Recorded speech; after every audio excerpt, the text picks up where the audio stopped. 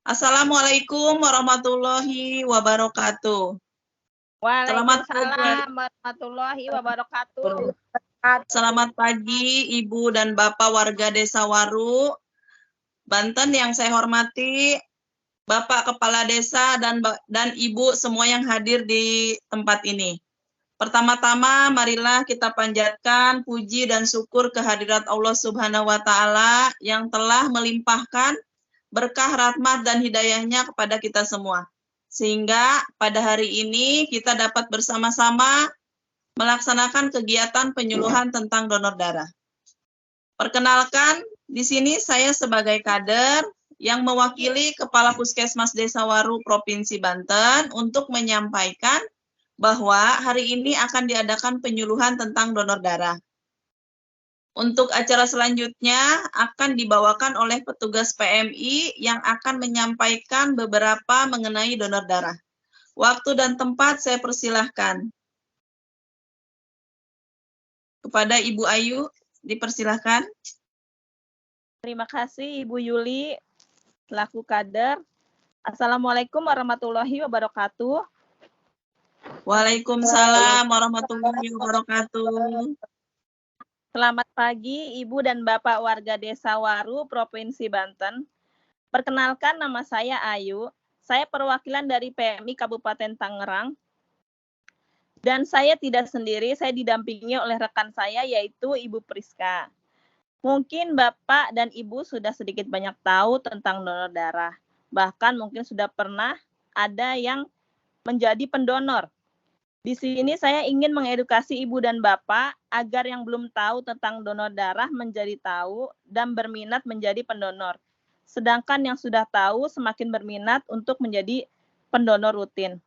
Berikut saya tampilkan slide donor darah dan akan dijelaskan oleh rekan saya yaitu Ibu Priska. Kepada Ibu Priska dipersilahkan. Terima kasih untuk Kak Ayu. Assalamualaikum warahmatullahi wabarakatuh. Waalaikumsalam. Waalaikumsalam warahmatullahi wabarakatuh. Sebelumnya, terima kasih atas kesempatan sehingga saya dapat menyampaikan dan mengedukasi bapak-bapak serta ibu-ibu akan pentingnya mengetahui manfaat donor darah dan alur serta syarat dari donor darah. Dimulai yang pertama dari manfaat donor darah bagi kesehatan. Donor darah ini banyak manfaatnya, apalagi buat mereka yang udah rutin donor. Salah satunya yaitu seperti menjaga kesehatan jantung, mempercepat pembentukan sel darah baru, bantu menurunkan berat badan, meningkatkan kesehatan psikologis, deteksi penyakit seperti HIV, sifilis, hepatitis B, dan hepatitis C secara berkala. Untuk mendonorkan darah, ada syarat-syaratnya juga yang harus dipenuhi. Nah, seperti usianya minimal 17 tahun sampai dengan 60 tahun, berat badan minimal 45 kilo, kadar hemoglobin dari minimalnya itu 12,5 sampai 17. Tekanan darah minimal 90/60 sampai 160/100. Ada tambahannya untuk wanita, syaratnya nggak boleh lagi menstruasi, nggak sedang menyusui, sedang hamil. Dan juga nggak boleh lagi konsumsi obat-obatan. Mungkin sampai di sini yang bisa saya sampaikan. Selanjutnya saya kembalikan kepada Kak Ayu. Ya, terima kasih Ibu Priska. Oke, baik, itu tentang penjelasan donor darah. Mungkin dari Bapak dan Ibu ada pertanyaan atau kurang jelas dari penjelasan kami yang telah disampaikan, bisa ditanyakan. Silakan, mungkin ada yang mau bertanya. Baik, silakan Ibu, ada yang ingin ditanyakan atau ada yang kurang jelas? Ibu Lela. Iya, izin bertanya, Bu. Silakan. Perkenalkan, nama saya Lela. Saya ingin bertanya, kalau misalkan sedang konsumsi obat-obatan, tidak boleh donor. Dan kenapa tidak boleh? Terus efeknya apa jika kita mendonorkan darah? Terima kasih. Baik, Ibu Lela, terima kasih atas pertanyaannya. Izin menjawab. Salah satu syarat yang perlu dipenuhi oleh orang yang akan mendonorkan darah ialah tidak mengkonsumsi obat tertentu. Hal ini dimaksud untuk menghindari adanya sisa metabolit obat tersebut yang terkandung dalam darah yang akan didonorkan, sehingga bisa mempengaruhi kesehatan orang yang menerima darah. Orang yang menerima darah tersebut nantinya, seperti memicu alergi ataupun reaksi negatif lainnya. Adapun yang telah ditekankan dalam hal ini sesungguhnya adalah obat-obatan yang dikonsumsi jangka panjang, obat antiagregasi trombosit, obat pengencer darah, obat penekan imunitas, dan beberapa jenis obat lainnya. Bagaimana Ibu Lela, apakah sudah jelas? Oh, begitu ya, Bu. Sekarang sudah tahu. Terima kasih untuk penjelasannya. Sama-sama. Ada yang ingin bertanya kembali?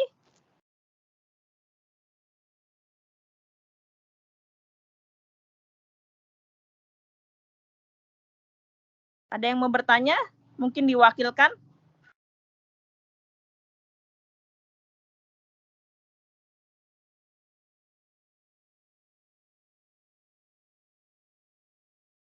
Boleh diwakilkan? Ada yang mau bertanya? Ya, Bu. Izin bertanya lagi. Kalau misalkan syarat-syarat donor itu apa aja ya, Bu? Baik, terima kasih Bu Lela. Tahapan untuk donor darah yang pertama, tahap registrasi, yaitu mengisi formulir, pendaftaran, dan kuesioner kesehatan. Tahap kedua, pemeriksaan pendahuluan seperti mengukur berat badan, pemeriksaan kadar hemoglobin darah, pemeriksaan golongan darah bagi pendonor pemula. Tahap ketiga, pemeriksaan kesehatan oleh dokter seperti anamnesa, pemeriksaan tekanan darah, pemeriksaan fisik sederhana. Tahap keempat, pengambilan darah donor, cuci lengan tangan, pengambilan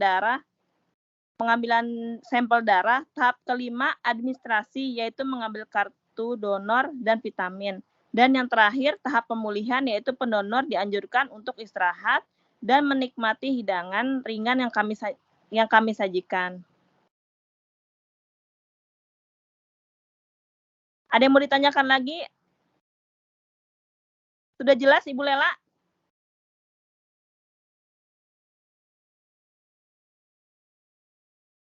Ada yang mau ditanyakan lagi? Sudah jelas, Ibu Lela? Baik, sudah, Bu. Terima kasih. Bertanya, Bu. Silakan. Izin bertanya, Bu. Boleh nggak kita donor kalau punya penyakit vertigo?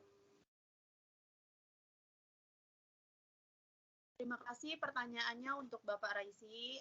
Izinkan saya untuk menjawab pertanyaan Bapak. Terima Jawabannya kasih. boleh mendonorkan darah pada mereka yang memiliki penyakit vertigo. Yang penting kondisinya sedang stabil sekarang. Terus melakukan donor darah merupakan tindakan yang aman dan untuk efek sampingnya jarang sekali terjadi. Namun untuk waspadanya, setelah donor itu lakukan tindakan seperti istirahat yang cukup, perbanyak konsumsi air putih, juga konsumsi makanan yang bergizi, kandungan zat besinya yang seperti daging-dagingan, kacang-kacangan, dan lain-lain. Dr. Raisi. Oh, berarti tidak jadi masalah ya, Bu, jika ada penyakit vertigo mendonorkan darahnya. Ya, benar Bapak, tidak masalah asalkan sedang dalam keadaan sehat untuk hari ini.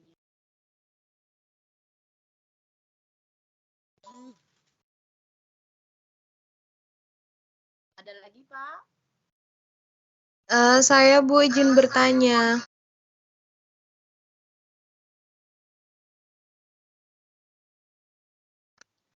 Apakah orang yang mempunyai gula boleh mendonorkan darahnya ya, Bu? Terima kasih.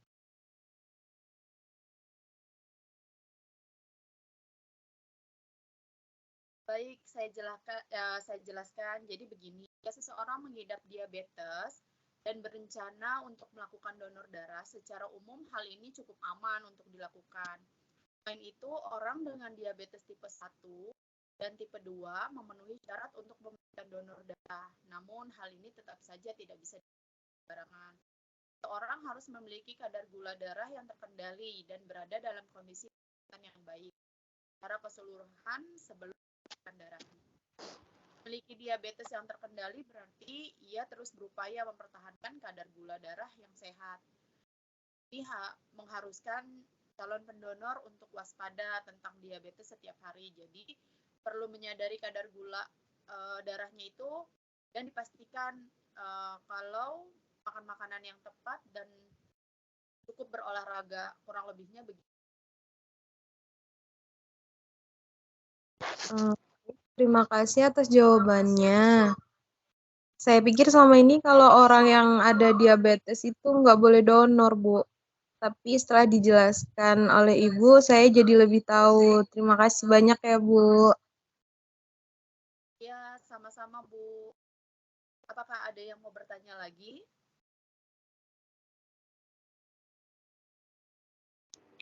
Saya, Bu, ingin bertanya. Apakah yang mempunyai penyakit jantung boleh mendonorkan darahnya? Soalnya ada saudara saya ada sakit jantung, tapi dia pengen donor darah juga, Bu. Mohon penjelasannya.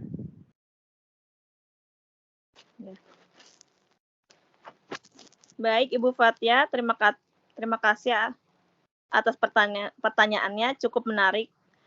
Karena pasti banyak yang bertanya-tanya, kalau ada sakit jantung boleh atau tidak? Jadi begini, Bu, penderita penyakit jantung dapat mendonorkan darah tergantung pada beberapa hal. Secara umum dapat mendonorkan darah jika pertama, berusia 17 tahun sampai 61 tahun, kedua, memiliki berat badan minimal 45 kilo, ketiga, suhu tubuh berkisar antara 36,5 sampai 37,5 derajat Celcius, tekanan darah sistolik 110 sampai 160, dan tekanan darah distolik 70 sampai 100. Denyut nadi 50 sampai 100 kali per menit. Hemoglobin minimal pada perempuan 12 gram per desiliter dan pada laki-laki 12,5 gram per desiliter. Melakukan donor darah paling banyak 5 kali per tahun dengan jarak masing-masing darah 3 bulan. Bagi penderita penyakit jantung, ada beberapa hal yang harus diperhatikan. Jika pernah mengalami angina dan jantung, menjalani operasi, menjalani pemasangan ring atau pemasangan ring jantung, Anda harus menunggu setidaknya 6 bulan untuk mendonorkan darah. Jika Anda memiliki gangguan pada katup jantung dan tidak memiliki gejala apapun, Anda juga dapat mendonorkan darah. Namun, jika penderita penyakit jantung mengkonsumsi obat pengencer darah, tidak dapat mendonorkan darah. Sebelum mendonorkan darah, sebaiknya penderita penyakit jantung memastikan terlebih dahulu mengenai hal ini dengan petugas dan dokter. Kurang lebihnya begitu, Bu. Apakah bisa diterima penjelasan saya, Ibu Fathia? Jadi boleh ya, Bu, kalau ada sakit jantung itu donor darah. Oke lah, Bu. Terima kasih penjelasannya. Berarti nanti saudara saya bisa mendonorkan darahnya tanpa takut untuk ditolak. Sama-sama, Ibu Fathia. Baik. Sudah cukup banyak bertanya dari Bapak, Ibu. Apakah masih ada pertanyaan lain?